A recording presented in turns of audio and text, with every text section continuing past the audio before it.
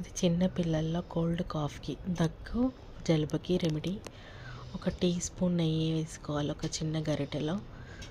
దాంట్లో ఒక 3 లవంగాలు, నెయ్యి కొంచెం వేడెక్కినాక దాంట్లో 3 లవంగా వేసి, ఆ లవంగాలు బ్లాక్ అయ్యి కొంచెం ఉబ్బుతాయండి. అప్పటి వరకు మనం కొంచెం హీట్ చేసుకొని తర్వాత స్టవ్ ఆఫ్ చేసుకోవాలి.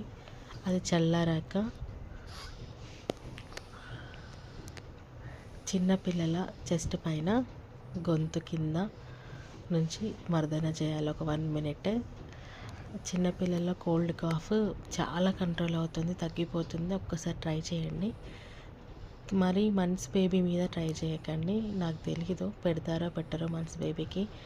3 మంత్స్ ఎబో అయితే బెస్ట్. వాళ్ళ స్కిన్ కొంచెం 3 మంత్స్ బిలో వాళ్ళకి డెలికేట్ ఉంటుంది.